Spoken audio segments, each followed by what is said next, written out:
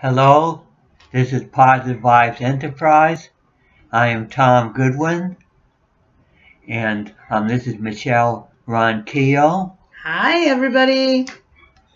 And the subject today is my new astrology system.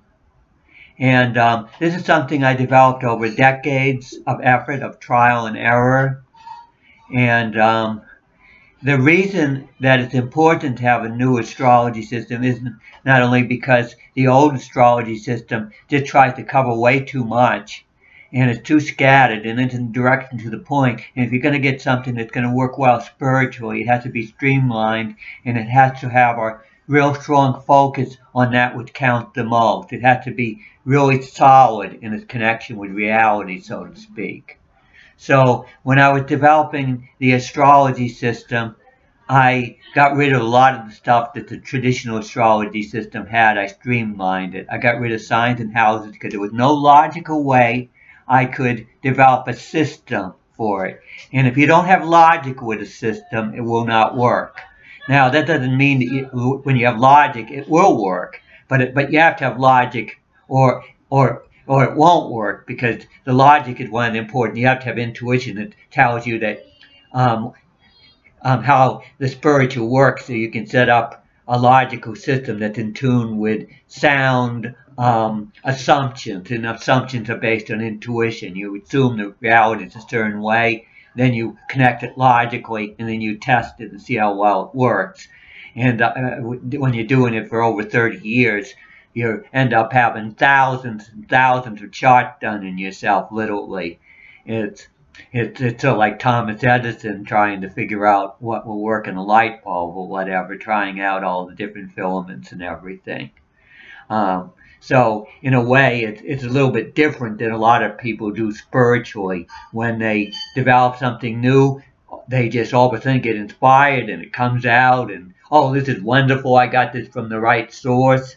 But that's not the way it worked in real life. When you're really trying to develop something, the inspiration is good enough for the next step, but it's not going to make things, it's not going to perfect the whole deal. It's going to be a gradual process where your inspiration just help you a little bit. Then you have to do all this work, and then you get more inspiration, and then you have to do more work. Because none of the inspiration is perfect, but the inspiration helps you to get to the next step. That's reality.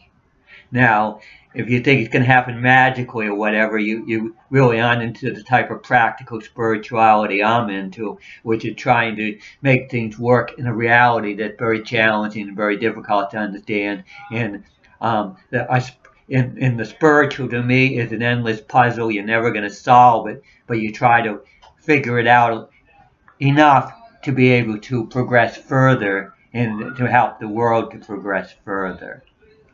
Okay, so I have 4 levels to my astrology system. I'll get into some of the mechanics of it. And the object of an astrology system is to understand yourself really well. Because if you don't understand yourself really well as a spirit, you're not going to understand other people. You first have to figure out what is you and what is not you. And it's very confusing in this world spiritually, because it's all this spiritual energy gets mixed together. You get all these interactions, and all kinds of spiritual energy come from everywhere. And you have to figure out what you're picking up psychically from outside sources and what is you. Because a lot of you is based on who you're connected to and the energy you're picking up from people you're connected to. So it gets very tricky. Now with my system, what you can have a number of people chart of people you're connected to, and then you can figure out how they react. Relationship astrology works really well in my system. In other words, I studied traditional astrology, so I carried over some of the understanding I had from traditional. I just took it a lot further and evolved it a lot further. Okay, so basically, a lot of the planets are the characters of astrology, and you have to call them characters because you can't call the sun a planet, you can't call the galactic center a planet. And as I say, I streamline the system. So what do I have? I have the 4 inner influences, what you could call, there are 3, there's Mars, Venus, Mercury, and the Moon, and they're the tiny influences, and you can't call them planets because if the moon's included. They say the smaller characters that are closer to the sun. and they become the personal characters. They have to do with the individual and the personal. And why are they the individual and the personal? They actually have the smallest orbits, and they're tiny, and they're close to us. So they have a personal flavor to them. We're not going to get it personal with Jupiter, Saturn, Uranus, and Neptune, because they're a lot bigger and they're farther away. So naturally, so the system makes sense in the sense that I'm going to have 4 levels, and that's the personal level. That's the individual personal level. That's going to have Mars, Venus, Mercury, Moon. And in that sequence, you got Mars, which has the biggest orbit, and you got the Moon that's got the tiniest orbit. The Moon that moves the quickest around the orbit. When you say, you think the Moon is moving faster because it's moving faster in the direction of how it appears in the sky, but that's different than its actual speed. It gets tricky. But the fact that it's a small orbit means it goes through its orbit really, really fast. So the Moon has the smallest orbit, that's the most personal, and it's the closest to us. So it's going to dominate the personal characters that I mentioned. With Mars is going to be fire because they're characters and they're activist characters. So it's going to start with fire. So it's going to start with Mars and it's going to end with the Moon. With Mars being fire, Venus being earth, Mercury being air, and Moon being water. And what's fire? Fire is feisty activist. What's earth? Practical, solid, hard. What's air? It circulates, it's sociable. It's always adjusting, and it's very cerebral. And what's water? Water has to do with emotions, has to do with feelings, which tend to flow and act like water. So the elements are pretty simple, and that's why I didn't throw the elements out. When I developed the astrology system, I decided to use them. And then you say, why does it have the fire, earth, air, water sequence? Well, you got to think of fire as being crisis, and that's the most intense energy you can get. So fire energy, or that very high energy type energy, it's going to have to always come first, because what opens the door? What bursts through things? What makes things happen? Fire. And then earth has to come next, because it's the next very powerful force that that's going to be represented next. It's hard, it's solid, it stays put, and it gives foundation, and it holds really strongly. So fire is going to be the next one when it comes to being substantial or representing something that will come will have to come first. It's almost like an alternating current. You first get feisty fire, and then you get solid earth, which sort of like, backs it up and gives solidity. And it's kind of hard for fire to operate without earth being the next thing that comes along to give it some backing and solidity. And then you have air, and you have water.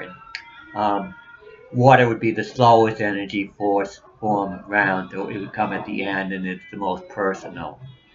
It's very tricky, but that's a natural order where you start with feistiness, then you back it up with solidity, and then you check out all the variables and all the combinations of what you can do with what you have, and then you complete the picture with water. What is the complete picture? Air gets close to the big picture. Mars it's so focused it sees very little of the big picture, but it doesn't need to. It just sees what's at hand. And Earth, it's sort of like the basic structure. So you're basically going from something that is like a dot to a complete picture. And that's another way to talk about why it's the natural sequence. And that sequence can go in a different direction too. You can start out with water and go to fire from water, and water is the complete picture. And then the complete picture, what do you do with the complete picture? You have to get them focused and look at a piece of the picture to get anywhere, so you end up having to go to the next portion of the cycle again, because you can get lost in the complete picture. So you have to see the details, and you have to focus on pieces of it in order to figure it out. Okay, so it's very complicated. Astrology is very complicated, but the first level is personal: Mars, Venus, Mercury, Moon. You can tell whether they're personal and they have a certain sequence. That's enough said about that.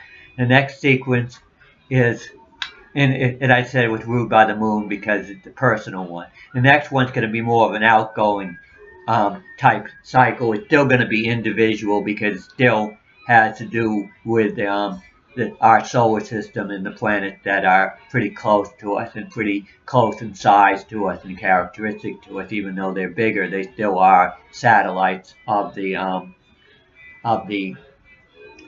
sun, or the moon, a satellite of the Earth, but in a sense it's still a satellite of a similar characteristic of the satellite there. It's complicated, but you have to work with what you have, and you have these tricks involved in it. But that's the cycle Jupiter, Saturn, Uranus, Neptune.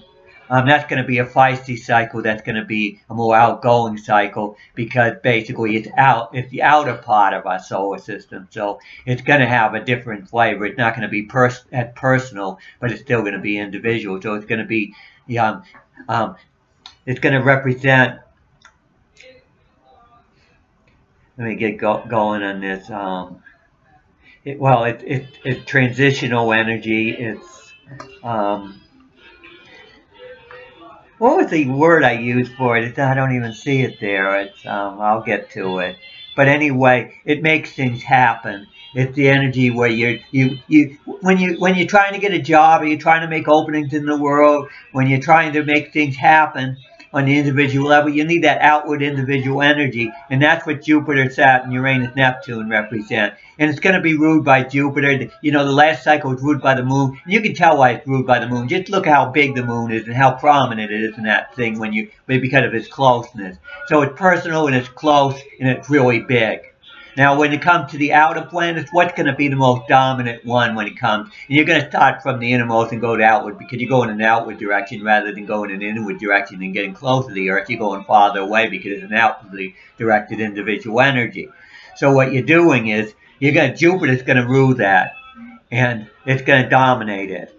And it's going to be fire. Saturn's going to be the next pot, Earth. Uranus will be air, and Neptune being water, with the fire, earth, air, water going again.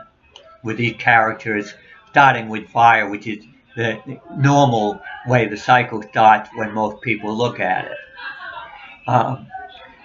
So that's going to be that's going to be the thing. If you're looking for a job, you're looking for an opening, you're looking for something to happen, that's going to be the planets on that second level would have to do with that type of energy to make things happen individually in your life. Now,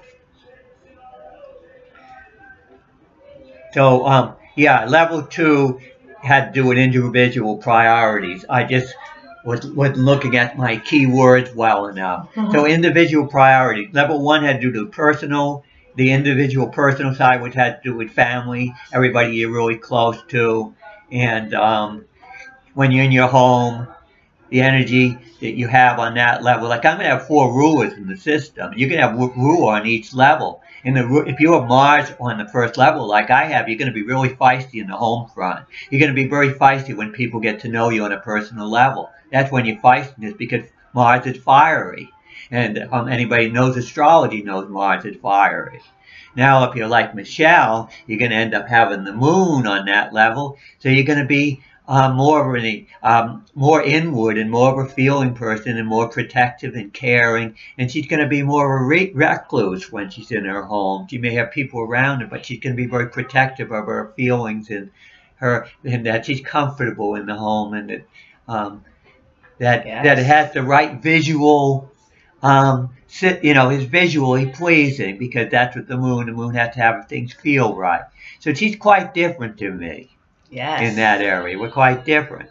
Now, you take the next group, which has to do with priorities and things. You see, with me, we both have Saturn, so we're both very serious when it comes to making openings and having a purpose and getting somewhere in this world. Yes. So we're going to have serious Saturn involved in that. Now, the third level has to do with the universal. It's the universal, and when you're talking about the universal, you're talking about the universe, you're talking about the physical, you're talking about the practical.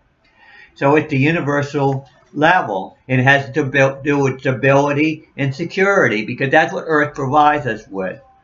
And in astrology, all the different levels and all the different elements are important. You can't escape from it. People want to escape from this physical universe. When you decide that you want to escape from it, what you're saying is our reality right now is not good enough. We don't value it enough because you're thinking about that it's worth escaping from, where it's worth embracing. So we're supposed to say the physical universe is a wonderful thing. It's a great thing. It's challenging. It brings out the most and it makes you tough. And that's what I'm all about, is spiritual development, making yourself able to better handle things so we can transform a world that's hard to change. It's resistant and tough. And we have to become tough and more advanced spiritually. And of course, that's the work level, which has to do with Earth, because work is rough, work is challenging, and you run into that resistant energy of having to take a heavy load and do something with it. And that's what Earth is all about. Now, I have a bunch of different things that are universal that rule this level. And on this level, it's not individual anymore, and I actually start this level with air. Let's see, yeah, air, and end it with Earth. Because why would I start it with air? Well, the universal, air is sort of like the thing that's the most open and the most universal that you can find.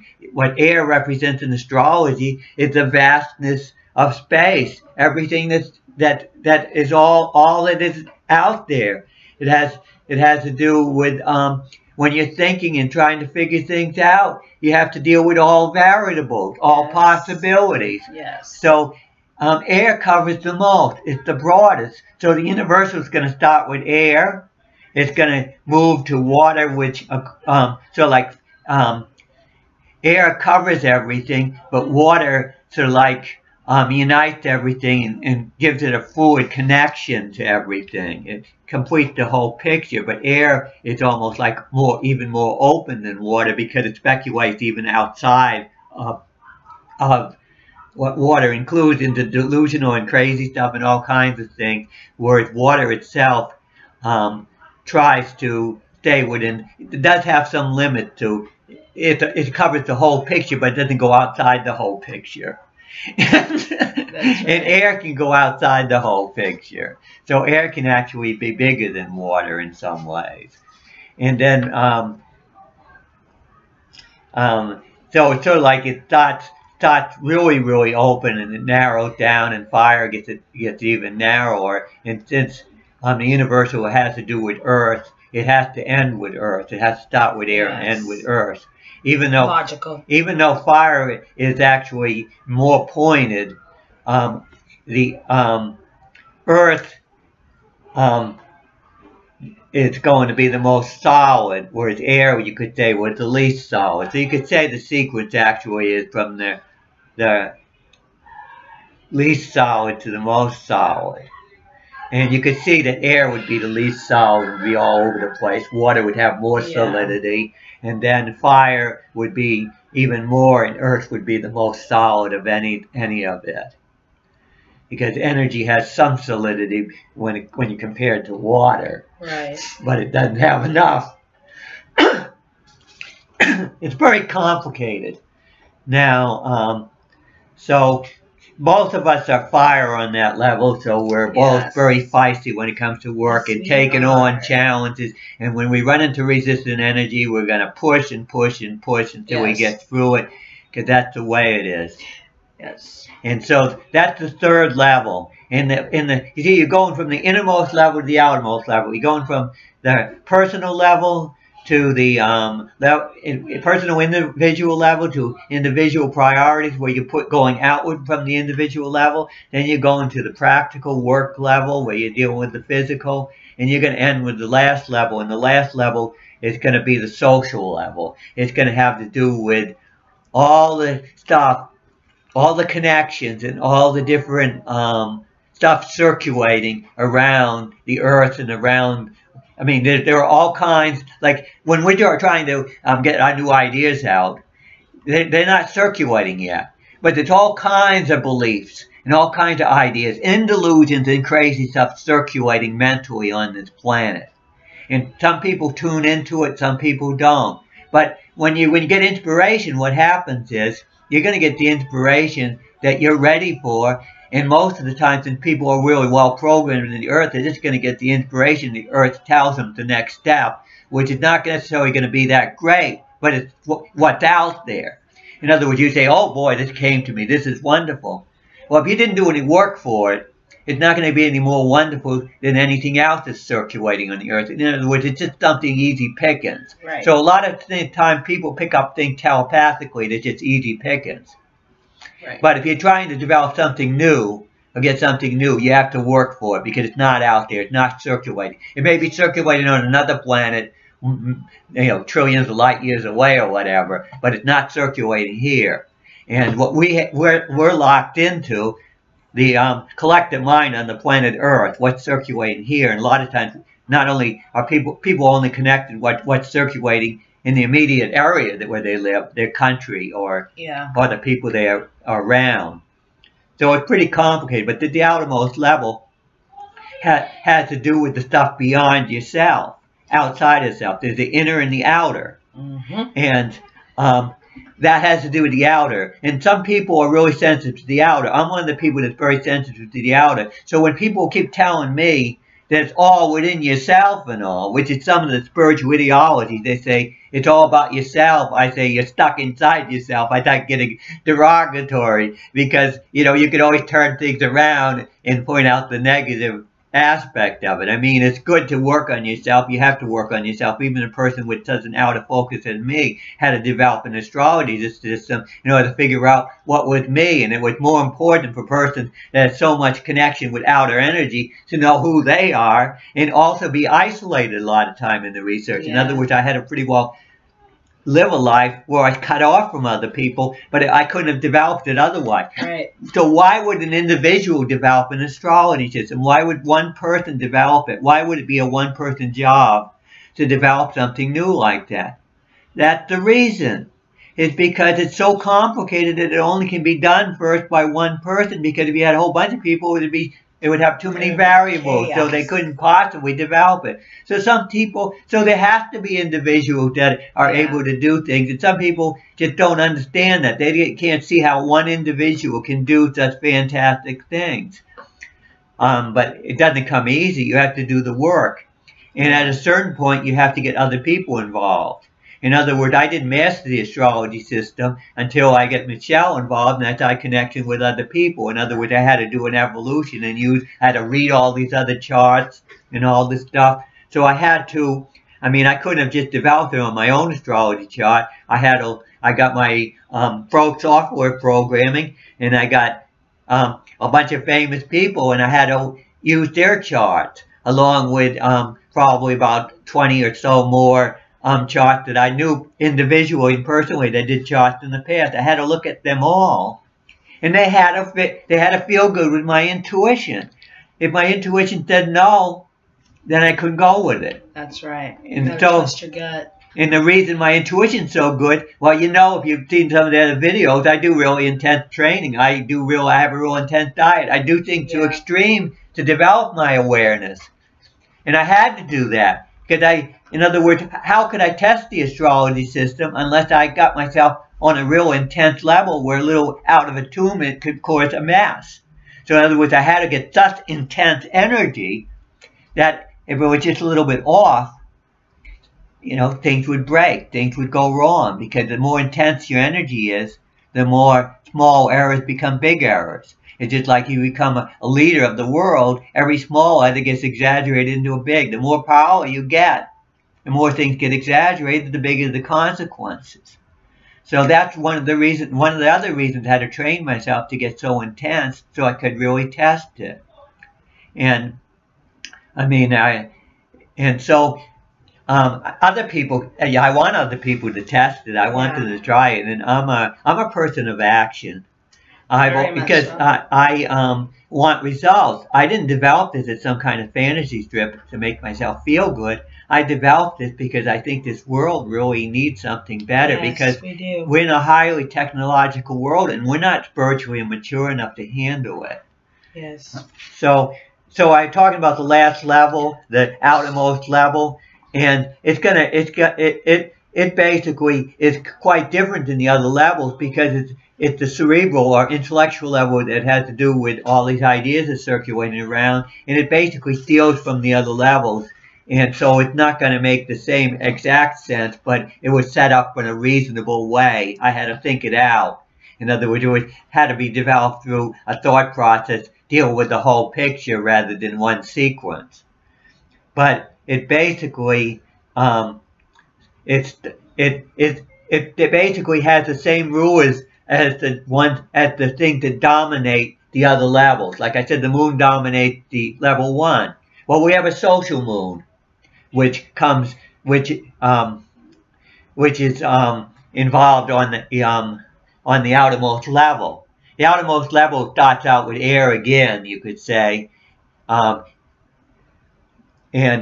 we'll have the midheaven as the social ruler for air, and that's almost like that's redundant because air already has that as a dominant ruler, but it takes the dominant ruler from all levels, so it's going to take the dominant ruler from the previous level, which was the midheaven for air. No, I mean, it's not the dominant ruler for earth, but it steals from the other level because the midheaven actually sets up that level. In other words, Right. the midheaven is on the earth level, but then it sets up the air level. So the air level is set up from the earth level, and that's almost like, why would that happen? Because you really can't think or figure things out if you don't have any structure or foundation to start with. You have to have some kind of grip on reality or on some kind of structure, or you can't think at all. Right. So in other words, that's why it's an outbreak. It jumped off of the universal earth or the midheaven. But when it is set up on the social level, now I can't explain everything because what happens is the midheaven connects. The sun sets up the midheaven by the sun's position, and when it comes to you see the first level is set up by the moon connection with the nadir.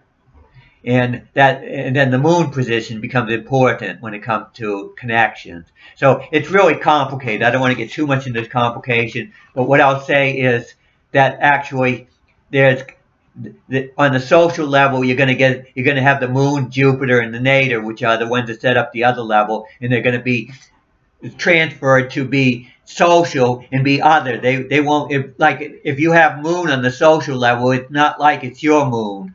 It's like it's all it's the people outside of yourself, in their personal spirit that you're connecting with. You're connecting with spirits outside of yourself. So it's more like the empathy part of relating to the radio waves of other people around you. So you see the outermost level, it's always other people. It's always others and connections. Others. So the same dominant influences that set up the first, second, third, and fourth level are going to be, on first, second, third, and third level are going to be there. And actually, the one that dominates the fourth level is going to be there, but it's going to come in two directions. It's going to be the social side that's more connected with you, and then it's going to have which means it's going to have that cerebral, practical side that's sort of like the side that's within you that's keeping track of all that social stuff, and then it's going to have the cerebral side that comes out and is social, meaning it's come from other people, and that's the most complicated thing explaining that. But that's how the mechanics turns out. That's how it works. I think what I get it as, everybody has inside of them that energy that deals with other people. So that plus what other people bring in to the social connections are what he's talking about, that inside social understanding and the outside social understanding is literally working together on that. Because we have our own brain that has to have its own assessment Yes. or understanding of how things, and then we have our own needs socially. Well, and then it's also goes into the spiritual need of the person. Everybody has spiritual needs that it's individual, and everybody has spiritual needs that requires others, social, family connections, people that you work with, environment. So it is two different relationships in all. One that's relationship of you inside, and then one that you are connected to others. And you have your own thinking, which is very much your thinking. Right, yes. When it comes to about, the world around you, the social, the way the world is operating, yes. Your own thoughts, your own mindset. Your perceptions of integrity, of ethics, of priorities. And perception. So when you're talking about it, there, like when air on the air level, and you have air that is, you got the air that's more earthy, which has to do with what's practical and what works for you, and what you base your thinking on. And then you go out there and you have an intuition, if you're connected socially to other people, that's going to see all kinds of different other mindsets out there. And you can say, you can use the broad term mindset. You have your mindset, and then you have all these other mindsets out there. So those are two different things. So on one level, you're going to get the midheaven representing your own mindset, how you see the world with your own mindset. And then on the outermost level, it's going to be all the other people's mindsets that are out there, that are all over the place. And with me, you're going to find my mindset is considerably different than the mindset I tend to pick up on in the outside world, because I made it different. I worked on it to make it different. And it's not easy to make it different, because the energy of other people can be very powerful. And of course that's why I had to be isolated so much, to keep all these mindsets away from me. In other words, when I developed in the astrology system, I wouldn't read on astrology. I wouldn't talk to anybody on traditional astrology. In other words, I just cut traditional astrology out of my consciousness so it wouldn't push me or pull me back into it. Because that's what it does. The ideas that circulate this world have a power, and they pull people. That's why everybody tends to get the same mindset. Too, but it also has the power, because the power addictions that people hold. Because of the strength of all these believers, it's going to pull you. And until you have to isolate yourself, so you can at least think clearly, and you won't have these thoughts coming in that will confuse you and mix you up, that are popular at this time. Right. So, and so I said that there's a social moon, which has to do with individual spirits, other individual spirits being able to connect with other people on a personal level, that, that they're different than you, and they're different than your family or whatever. I mean, because your family's sort of like an extension of you, but you get outside of there, you get people that aren't extensions. And I'm a person that gets very much connected to other individual spirits. I guess that's what you would expect from an astrologer, right? That, that deals with an individual astrology system, that they would tune into individual spirits outside of themselves very, very well. And that's what I do. That's what I'm good at. So I have that as my rule on that level. Whereas Michelle, the reason she could explain the midheaven thing is because she's ruled by it. Yes. So she could explain it better than me, because that's her ruler. So you can see basically this video sort of like confirming how my system works. Because how was I going to explain it when I have the person that can explain it next to me better than me? In other words, that would work against me. That was awesome. Okay, and then you have fire on the social level, and I said Jupiter dominates the level that has to do with priorities, and that individual fire energy, which comes out, dominates that level. And so you're going to have Jupiter, which is social. So you're going to have, you have your own course where you're trying to make openings, trying to have purpose, have direction. But you also can relate to other people, that, others, and how they have done it. And a lot of times, when things are happening, you can learn things vicariously. You don't have to always, experience things yourself. You don't have to murder people in order to understand the mind of a murderer. You just connect with a murderer and you have that ability psychically, that empathy and that understanding that you can figure out how a murderer thinks or feels without having to be a murderer. In other words, you can understand or pick up on things, and a lot of times the person that has not done things is an outsider and to be more objective and is better. So you say, what have you done in that area? And you say, I've never been in that area, but I've studied it a lot. And because you studied it a lot and you never, were personally involved, a lot of times you're better at it. So the idea that that person has to experience something to be good at it, that can get ridiculous because some of the things you'd have to experience, how could you possibly experience them without paying an extremely heavy price? Right. And spiritually, you literally, the saying of you want to learn from your elders goes into the fact that you can watch people experience and not have to do it yourself and not have to experience, just like Tom said, which is a beautiful blessing when you really get understanding of what that really means, is that you can learn from other people's mistakes and journeys. So you can cut that off. Okay, well, I'll check that off my list as I learned that through them. And I don't have to go down that path, and I'm saving time, and we're moving on. And then we go to the nadir, which is beneath our feet, which is ruled by earth. And there's logic in these things, in that, I could say, why is the midheaven air? It's obvious. Midheaven's above us, air is above us. Why is the galactic center water? Well, it's really far away, so it really represents so like that holistic picture more than anything else that we have to work with. It represents the star background, basically, which would be water. And the sun would represent fire for obvious reason. And beneath our feet, the center of the earth, the nadir, would obviously be earth. So in other words, they're pretty obvious why they mean what they mean. Yes. Now, the earth, nadir, or earth on the social level. Now you work and you have the practical side of you. You know what you're good at. You know your limitations. You know how you function yourself. In this physical world, and you have your own view of how how things work in the physical world and what will work for you basically in this physical world.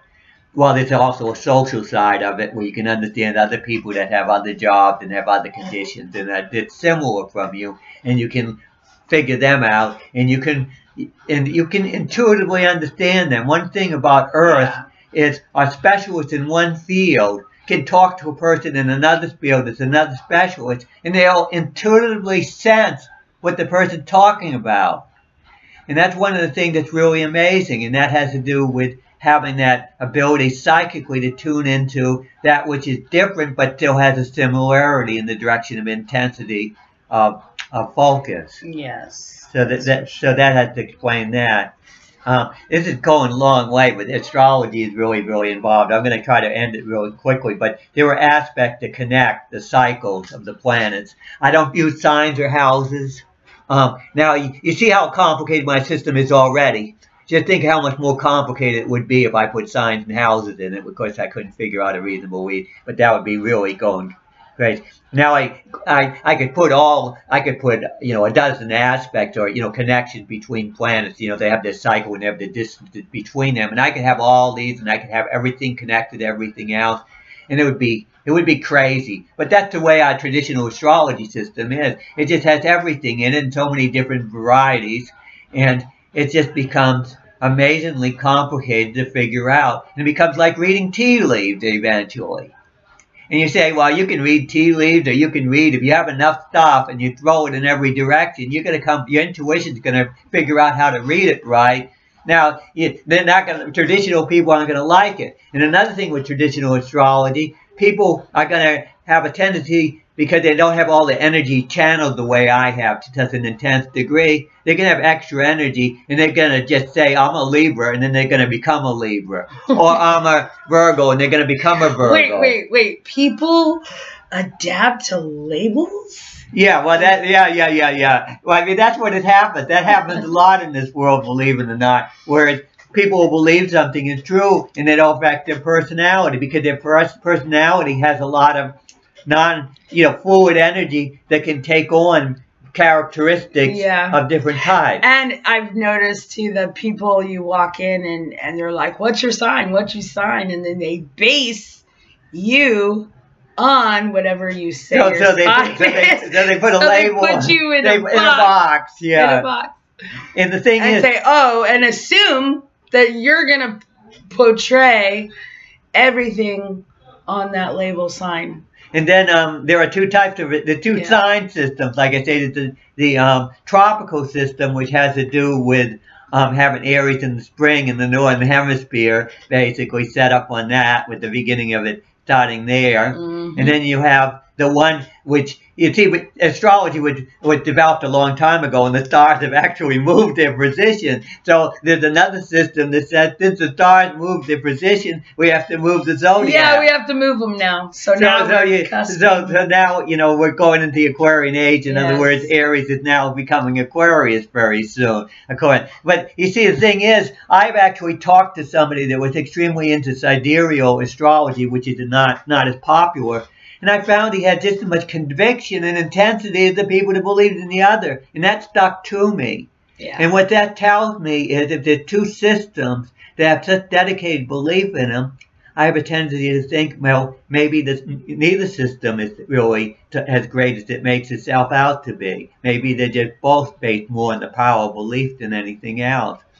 And since I couldn't develop a logical system, and as I say, without logic, nothing can work. Because this world is logical. This world is reasonable, even though you have to make the right assumptions, and you have to use your intuition to make these assumptions. Even though the assumptions will make sense once you figure them out, you do have to figure them out.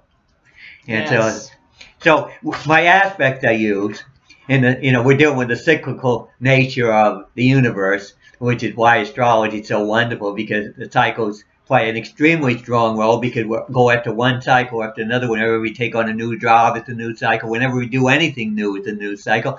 And, change. And as I say, we come into this world with a new cycle, as far as I'm concerned, because cycles are good. Cycles are part of reality. We shouldn't be trying to eliminate something that's part of our reality, because we need to make the most of it. So therefore, we have to value it. Therefore, we should say, we don't want to escape from cycles, because cycles are what makes this world work so well, what's so valuable to us. Right. Okay, so I basically only use 4 aspects. Now, the way to look at it very quickly is there are 4 quarters of the moon. You got the new moon, you got the first quarter, you got the full moon, you got the last quarter. And the new moon represents the conjunction. The first quarter is a 90-degree one. The opposition the full moon is 180 degrees, and then you say that the last quarter will be 270 degrees. Yeah, 9, 18, 27, 270 degrees. So I have an opening square and a closing square. An opening square meaning that it's 90 degrees and heading towards 180 degrees in the cycle. And the 270 degrees is the closing square, which is sort of like the 90 degrees, which is closing towards conjunction in the cycle.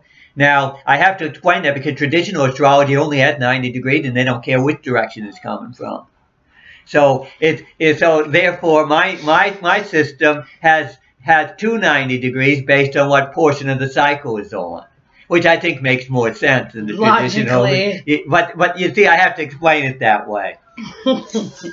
Okay, so I've covered all the tuning device, and you see, and the thing is, this is not a one-size-fits-all spirituality I'm bringing in.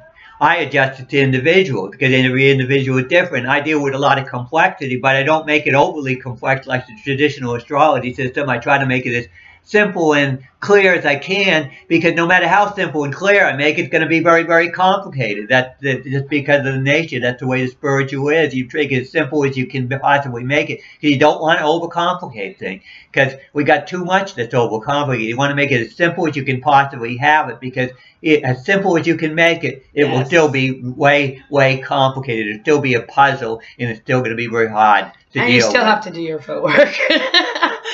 You still got to do it. Okay, so this has been my new astrology system video. Yes. I think we covered it in a way to try to make it entertaining, even though it's mind-blowing, the complexity You know what? of it. I challenge each and every one of you to get a chart reading from Tom. He's available. You can send your comments, and you can schedule a chart reading with Tom and get your own personal charts for $30. And that would be beautiful, because not only will you see how well his chart system works for your life, but you'll also understand the mechanics of this video and how everything plays into it. Because sometimes in a learning process, learning new things, it's all about doing it and trying it and experiencing it and then going, oh, I get it now. And I may be rough on traditional astrologers, but I'm looking for traditional astrologers. Oh, come on and say stuff, please. No. The idea is that traditional astrologers that are open to something new, yes, they have an actual understanding, can help them to make a transition, make it change. Yes. In other words, I was a somewhat traditional astrologer, and I would have jumped at the opportunity for something that was really new like this, because I was always looking. And there are traditional astrologers out there that know traditional astrology has its limitations and weaknesses and would like to get something better. And you know what's beautiful is that Tom's charts and systems will literally evolve when people get involved and start evolving the system and working them, and that's what he's inviting everyone to. That's what we're inviting you. Because you see, one person cannot really do everything for a new astrology system. The old astrology system took all kinds of brains once it got started in it. Yes, there's no I in TEAM. Yeah, so to me, I had to do it, because the getting something started like this, as I say, only could be done by one individual, because it's just too involved to have a whole bunch of people when you're dealing with the beginning structure set up. But once you get the structure set up to the point where I have it, then everybody can get involved. Yes, and it's time. So in other words, it's safe for everybody to get involved, because it has a solid enough foundation. It's not going to fall apart right now, so it can be built on. Before I got the solid foundation, I was all on my own. But right now, I want other people to get involved. Because I've been carrying this load for so long, and it's a heavy load to carry. And it's not about me. My whole purpose has been to do something for the greater world. I'm a very much externally outward social type person that's more responsive to energy outside of myself than my real self. And that's why I push so hard, because it's hard to push if your only motivation is yourself. But if you're motivated by something bigger than yourself, you'll push so much harder. Push.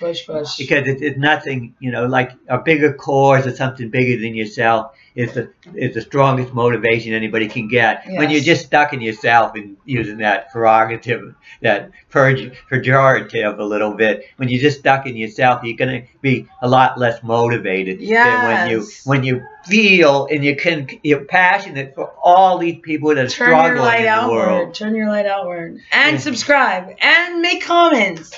Okay, well, thank you very much for watching. We really need to conclude this video, because it's the longest by far. But it's the best, because it's got all of his system in there.